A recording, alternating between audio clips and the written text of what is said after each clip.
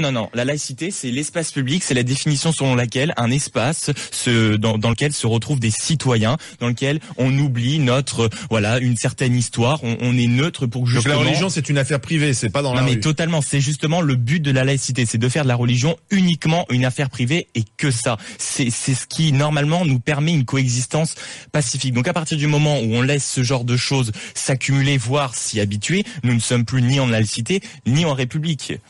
Non mais il faut voir que c'est pas illégal ces prières de rue. Ouais, c'est pas illégal. C'est déclaré, c'est une déclaration préalable.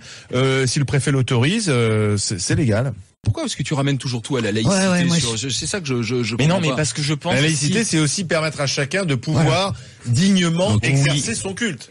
Il y a une énorme erreur de beaucoup de personnes qui ramènent uniquement la laïcité à cette fameuse loi de 1905 qui régit. C'est celle qui définit comme la laïcité de notre pays. Oui, sauf que en plus des lettres, il y a un esprit de laïcité. Cet esprit de laïcité est ramené à quoi? Cet esprit de laïcité est ramené à l'histoire. Elle est ramenée à des mœurs.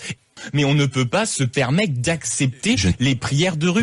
Adèle, 40 ans, qui veut reparler avec Maxime Liedo, notre étudiant, de laïcité, de prière de rue. Adèle, bonjour. Vous êtes enseignant. La laïcité ne définit pas l'espace public, mais définit le rapport de l'État avec ses citoyens. D'accord ? C'est la neutralité de l'État et c'est pas la neutralité de l'espace public. Ce qui ne veut rien dire. Comment un espace public peut-il être neutre ? On peut considérer par exemple qu'une église se trouve dans un espace public.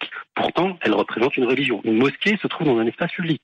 Un temple se trouve dans un espace public. Donc la laïcité, ce n'est pas la neutralité de l'espace public.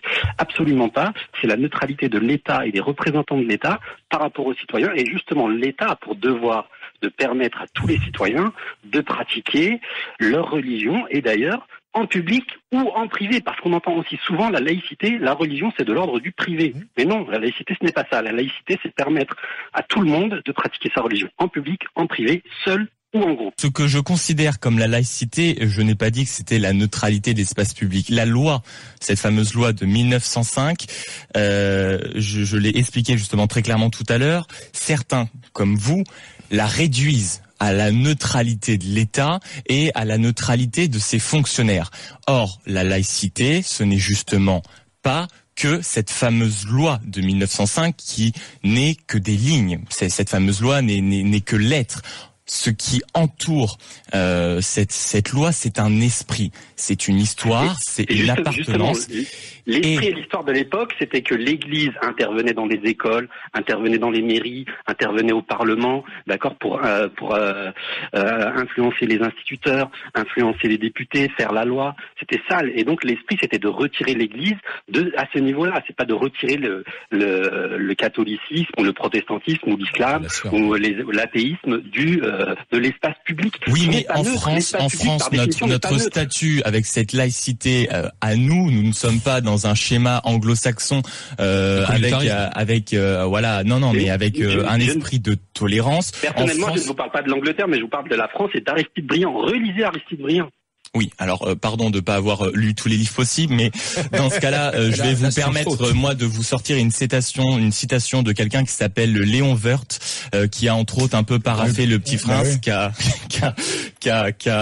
signé un livre, qui a signé un livre qui s'appelle Déposition, qui était un juif pendant l'occupation et qui a eu cette merveilleuse phrase. Et je vous lis l'entrée de ce bouquin qui est 20 octobre 1940. Je n'ai qu'une civilisation, c'est la France, je ne peux pas sortir sans, je ne sors pas tout nu.